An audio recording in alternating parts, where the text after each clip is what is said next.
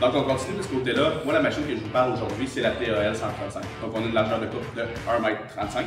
Et cette machine est conçue pour une machine, là, je vous dirais, entre 40 et 50 forces. C'est du confortable. On peut aller avec des pesées sur un modèle de 30-35 forces aussi.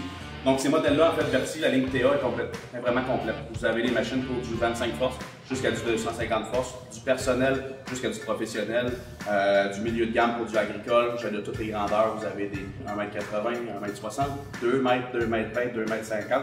Choisissez la grosseur que vous voulez par rapport à votre tracteur, puis on va vraiment avoir un fit tout excellent. Quand on parle de point de pivot, ce qui est important, là, c'est ça ici.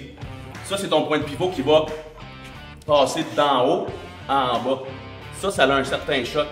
J'ai de la force, moi, d'inertie ici. Mon rotor, il roule tout le temps avec mes marteaux. Ça crée une vibration qui est transmise au restant du châssis ici. Pourquoi qu'on va avoir un gros point de pivot avec des grosses braquettes en acier épais? C'est pour qu'elle reste droite longtemps, qu'il n'y ait pas de vibration qui est pas nécessaire dessus, qui est superflue. On veut vraiment que la machine elle supporte d'elle-même puis qu'elle reste longtemps en bon état, droite comme une barre. C'est pour ça qu'on va avoir de l'acier épais, on va avoir des gros points de pivot, on va avoir des gros bras ici avec des supports en double ligne, comme ça. C'est ça qu'on va avoir. Un arceau de châssis déporté comme ça, là, t'en as de toutes les sortes sur le marché. Ce qui est important de regarder, ta grosseur de tes points de pivot, l'épaisseur de tes braquettes en acier, puis la conception du châssis puis de tes transferts. Ici, on va avoir la grosse braquette qui va supporter en double point mes bras.